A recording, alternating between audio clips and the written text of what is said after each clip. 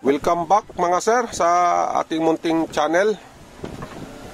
Kumusta kayo? Magandang araw nga pala sa inyo. Ito nga pala, may tanggap ako dito na ayan, kung nakikita nyo yan mga sir, aircon, board ito ng aircon. Ito yung pinaka-controller ng aircon. Dala din sa atin ng gumagawa ng aircon. Ito daw mga sir, hindi raw ito gumagana. Kaya ito, try natin ito gawin. Kasi karamihan kasi ng mga aircon technician dito sa amin, wala silang background sa mga electronics. Kaya ito, palagi na lang tayo nakakatanggap ng mga ganito na gawain na related sa aircon. Saka ito mga sir, mayroon pa tayo dito na ito pa mga sir, may tanggap din tayo dito na ayan, Whirlpool. Ito daw sa washing machine daw ito. Sabi ng nagdala dito, technician din ang nagdala nito. Wala din siyang background sa electronics, kaya ayan, dito dinala sa atin. Ito, subukan lang natin ito gawin mga sir, yung ating makakaya lang gawin kung magagawa pa natin ito. Ito, balik tayo dito. Ito muna yung uunahin natin, yung aircon na ito, kasi kahapon pa ito dito. Busy kasi tayo kahapon, marami din tayong ginagawa. Kaya ngayon ko lang ito naanuan ng nabigyan ng oras. Ang gawin natin dito mga sir, mag-i-inject tayo ng supply dito sa kanyang 4 pins na diode.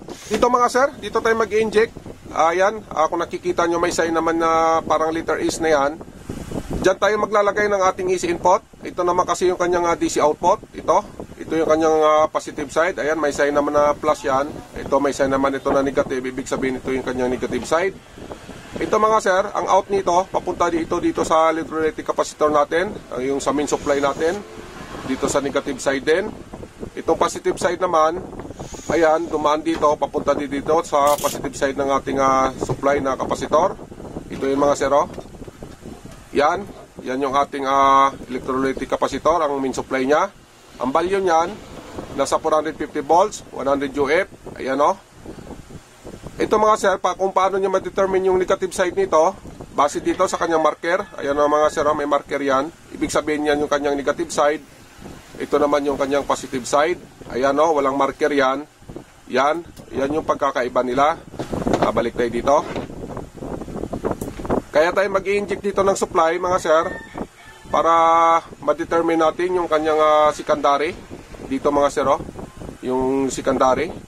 Ito may chopper ito, ayan yung kanyang chopper. Yan. Ito.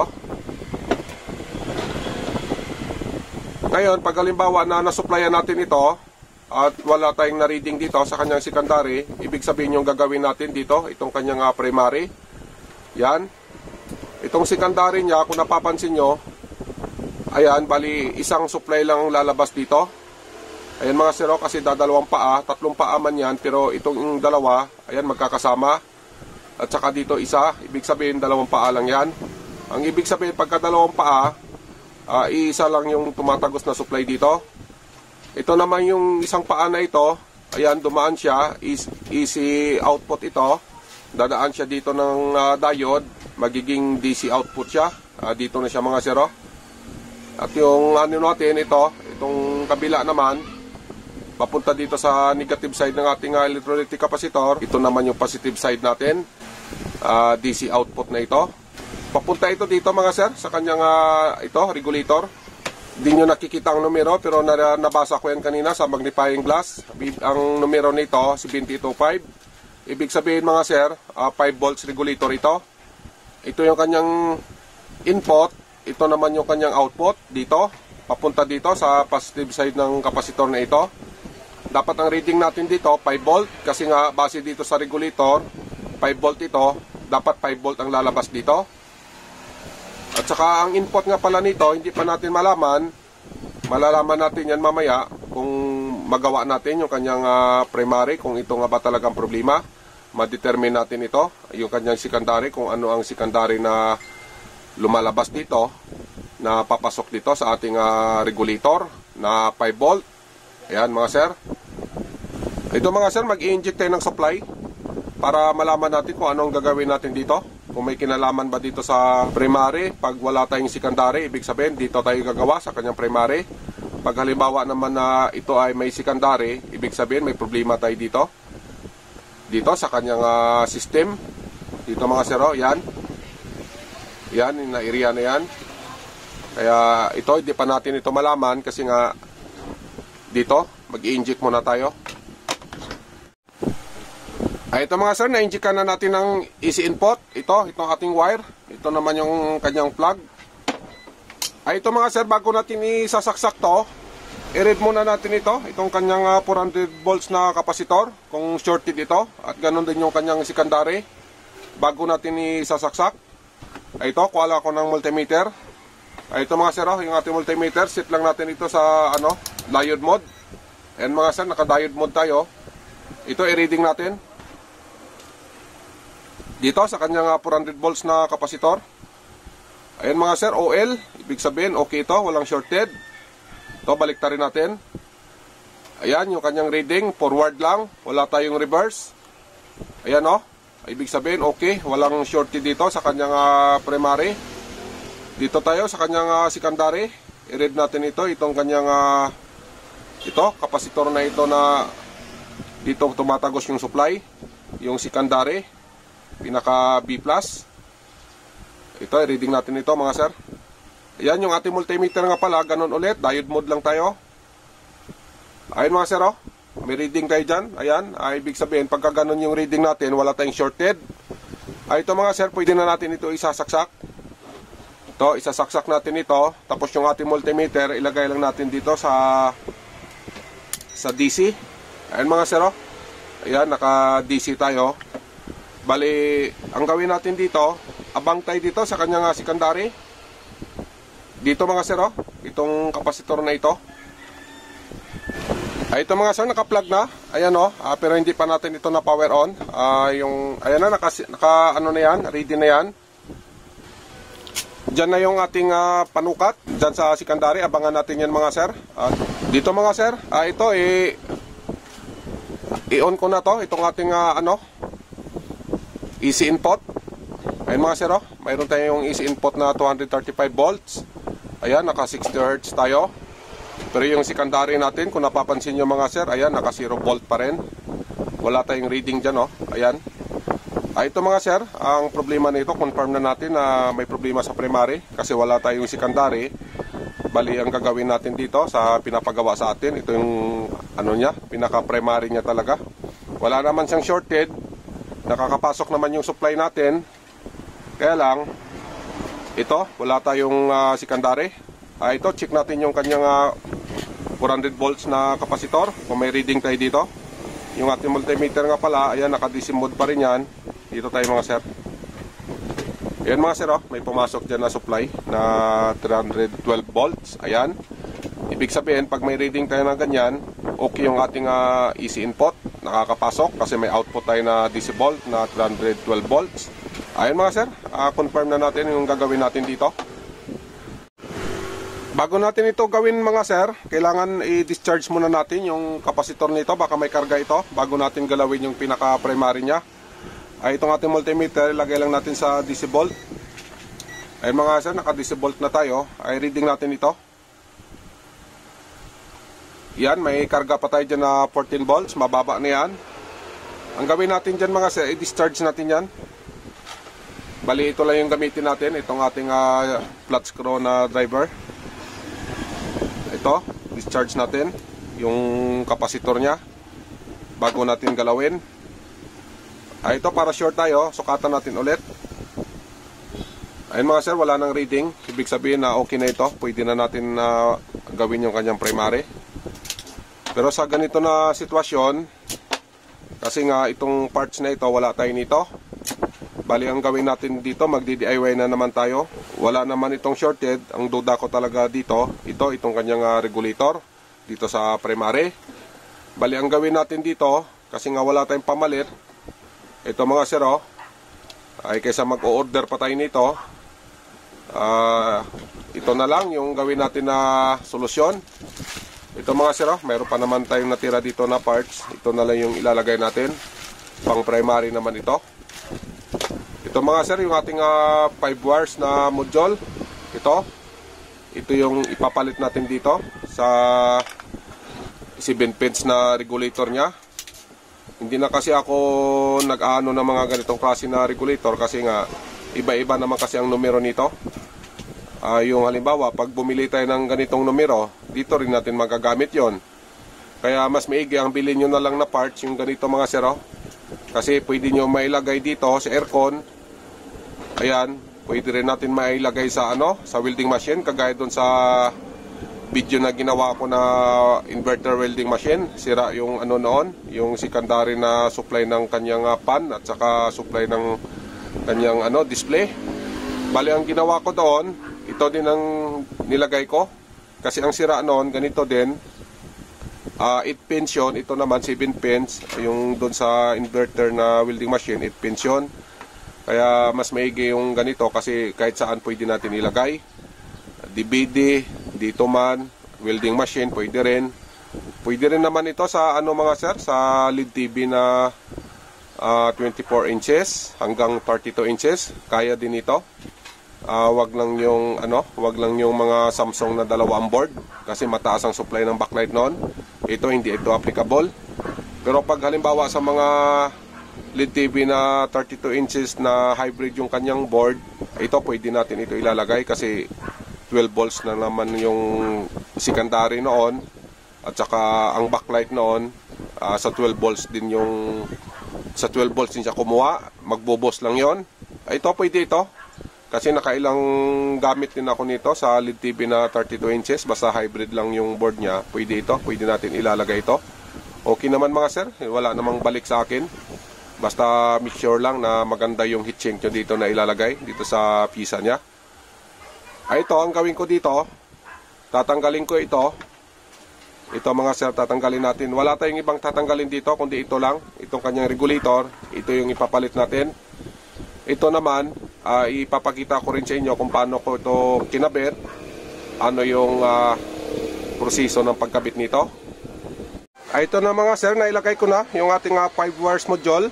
Kaya tinawag ito na 5 wires kasi nga 5 yung wire nito. Ayan mga sir, may green, may white, may red, may black at saka may yellow.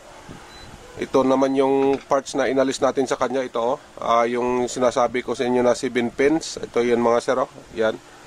Bali dito natin kinuha sa primary niya dito. Bali ito na yung kinabit natin. Ayan, kasi wala tayong pamalit noon. Bali ito na lang. Ito mga sir, ano ko sa inyo kung paano ko ito nilagay o ano yung pag-install ko nito. Bali ganito lang yan mga sir. Umpisa natin dito sa kulay green. Ito mga sir, green yung una. Itong green na ito, ilalagay nyo lang dito sa positive side ng main supply natin na 400 volts. Itong 450 volts nga pala na electrolytic capacitor. Dito yan nakalagay mga sir. Ito siya, kulay green na yan. Dito yan nakalagay sa positive side. Ito namang kulay white nya, ito naman yung sa feedback. Ayun mga sir, dito lang natin siya nilagay kasi may butas dito para hindi na mahirap sakali na maglagay ng heat sink dito. May allowance pa. Ayan maski saan naman natin ilagay ito, kung saan area na pwede siya isingit natin, basta may heat sink ito, pwede yan mga sir. Bali yung white nga pala natin, itong sunod sa kulay green na ito, feedback, yan. Diyan ko nilagay yan, feedback natin yan. Bali dito na feedback ang ginamit natin mga sir. Baka magtatanong kayo kung bakit na ito yung napili ko, samantala na tatlo naman yung feedback nito. Isa, dalawa, tatlo. Ayan, yung optocoupler natin. Ito yan mga sir. Ayan yung tatlo na yan. Bali ito yung ginamit ko yung sa gitna na ito na feedback ng primary. Ganito lang yan mga sir, kung paano nyo ma-identify na ito yung feedback ng primary. Base dito sa kanyang paa ng optocoupler na ito. Ito kasi yung kanyang number 1, number 2, number 3, number 4. Yung number 1 kasi anoid yan, cathode, emitter itong number 3 na ito. Ang number 4 natin, yun yung collector natin. Yan yung white natin. Diyan natin ilalagay yung white natin. Ito mga sir, itong white na ito. Diyan natin ilalagay sa pin number 4 na yan. Ito, kung paano ko nalaman na bakit dito tayo nag-feedback. Kasi ganito yan mga sir. Yung emitter kasi na ito, connected ito sa ground. Dito mga sir, yung capacitor natin na may marker. Yan yung negative side natin. Bali, doon siya connected sa negative side. Ito mga sir, buzzer mode natin. I-on ko lang yung ating multimeter. Set lang natin ito sa buzzer mode. Ayun mga sir, naka-buzzer mode tayo. Check natin. Ayan o. Ito yun mga sir, yung kanyang emitter. Connected siya dito sa hot ground or sa negative side ng ating main supply na kapasitor. Ayan mga sir, Yan. Yan, connected siya dito, yan. Kasi yung iba na to, hindi ito connected. Ayan mga sir, na walang buzzer, yan. Maski ilipat natin yan, yan, wala. Ganon din dito sa kabila. Yan, wala din. Yan, wala din yan. Bali, ang mayroon lang kasi itong sa gitna na ito. Ayan, yan, mayroon siya. Yan. Kaya dyan tayo kumuha ng dito tayo kumuha ng feedback dito sa gitna na ito, itong feedback na ito.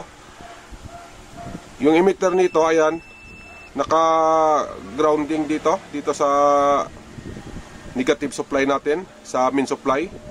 Itong partner niya, yung pin number 4 na ito, itong collector, emitter kasi itong number 3, collector naman itong number 4 na ito.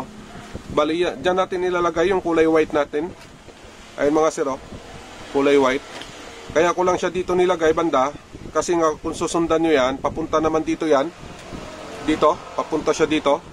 Kaya dyan ko na lang siya nilagay kasi may butas. Kaya ayan na siya mga sir. Ayan. Bali, dito tayo sa pang-apat. Pangatlo. Ito mga sir, yung kulay red natin. Itong kulay red naman, madali lang naman ito. Bali, ang tandaan nyo lang, yung positive side ng kapasitor na ito mga sir, Ito yung positive side niya. Ito naman yung kanyang negative side. Yung kulay red natin, dito natin ilalagay sa positive side. Kaya ko lang siya doon nilagay kasi connected naman yan doon. Dito mga sir, Yan, yung kanyang positive side. Itong positive side, ayan, umikot. Yan. Yan mga sir, Ito yung positive side ng kapasitor natin. Ayan. Pumunta siya dito. Ito, buzzer mode natin. Para klaro tayo. Ito mga sir, Yan, tagos yan doon sa butas. Kaya doon tayo naglagay ng kulay red natin. Dito. Ito mga sir, yan.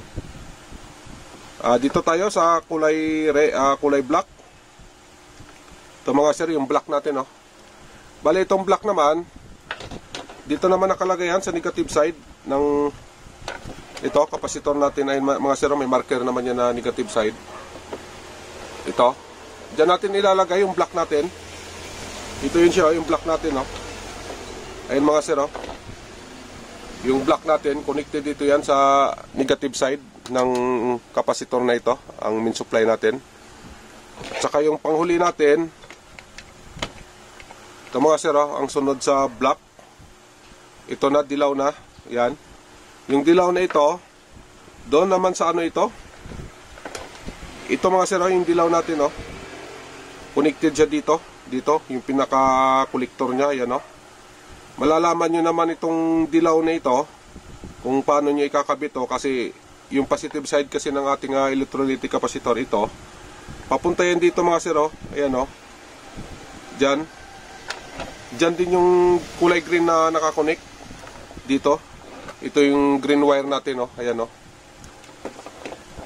Yan. Diyan nakakonect yan sa positive side. Dito mga sir. Yan. Tapos papunta siya dito sa coil. Ayan, Dito, coil na ito. Yung paa ng coil. Dito mga sir, Ngayon, ibabuzzer mode natin kung ano ang partner ng itong positive side ng coil na ito na galing doon sa ating main supply na kapasitor. Ito yung kanyang positive side. Hanapin natin yung partner. Ito yung partner niya kasi, Ayan mga sir, may buzzer, Ayan, yan yung partner niya kasi ang iba na ito, wala na ito. Ayan mga sir, wala tayong buzzer dyan, Ayan. Ayan, wala tayo dyan. Bali, ang partner ng itong pin na ito. Yan. Kaya dyan natin ilalagay yung kulay dilaw natin. Ito siya, yung kulay dilaw na yan. Diyan natin nilagay kasi may butas din dyan. Ito mga sir, i-plug in na natin ito. Dito kasi ang problema natin kanina, wala itong supply, yung pinaka secondary niya dito. Ito, abangan natin ito ng multimeter pagkatapos plug in natin para malaman natin kung magkakaroon ba dito ng voltahe. Ito mga sir, abangan natin yung kanyang secondary dito. Yan mga sir, dyan natin ilagay yung ating panukat. Ito, plug in ko lang. Yan, naka-plug na yan. Yung ating multimeter nga pala, ayan, nakasit na yan sa DC volt. Ayan, naka-DC na tayo mga sir. Itong ating saksakan, hindi pa natin na-on. Ito, i-on ko na ito. Saglit na tanggal. Ayan mga sir, ito, i-on ko na ito. Ayan mga sir, oh. Nag-on ng outlet natin, yung reading natin, may reading tayo na 11 volts. Ayan mga sir, oh. Mayroon na tayong secondary. Ayan mga sir, okay na. Nagkaroon na tayo ng secondary. Ayan kasi ang problema natin kanina, wala tayong secondary. Kaya ngayon, ayan na ang resulta sa ginawa natin. Ayan, okay na ito. Ito mga sir, sukatan natin yung ating 5 volts output dito sa regulator. Bali yung pinaka-input na pumasok galing sa ating primary, papunta ditong secondary. Ito yung reading natin na, ayan mga sir, yung reading natin, ayan, 10 volts or 10.9 or considered na rin na 11 volts yan. Bali yan yung input dito sa regulator. Yung output naman nito, dapat 5 volt ito kasi regulator nga ito, dapat i-regulate niya yung 5 volt na supply. Dito sa kanyang 5 volt output, ayan may reading tayo na 5.04, tama lang. Na-regulate niya naman yung supply na 5 volt. Ayan mga sir, yan yung reading natin na 5 volt. Ito, patayin ko lang. Yan, patay na yan. Bunutin ko lang. Ito, yung ating board. Ayun mga sir, bali ang gawin natin dito, lagyan natin dito ng heat sink mga sir, para tumagal-tagal naman yung para tumibay yung ating pisa na kinabit. Kasi nga ang heat sink, malaking bagay din kasi sa kanya yon kasi nag-absorb yun ng init para hindi masyado iinit yung parts natin, kagaya nito, aluminum. Dito natin ilalagay yan, ganyan. Pero ito mga sir, hindi ko ito lalagyan kasi depende na yun sa magkakabit nito na technician kasi siya yung nakakaalam kung gaano kalaki ang heat sink na ilalagay dito. Basta ganun lang, kailangan may heat sink talaga ito para matibay yung gawa natin. Ito mga sir, hanggang dito lang tayo. Salamat nga pala sa oras nyo sa pagsubaybay sa ating video na ito. Sana makatulong sa inyo. Kung nakabinipit kayo dyan mga sir, pahingin na lang din ng like at saka subscribe para tuloy-tuloy lang tayo sa mga ganito na gawain sa pag-share, lalong-lalo na sa mga baguhan at sa mga mahilig maggawa ng mga ganito, pagre-repair ng electronics na ganitong klase na trabaho. Hanggang dito lang tayo. Mabuhay kayong lahat. God bless sa inyo. Mag-iingat kayo lagi. Bye-bye.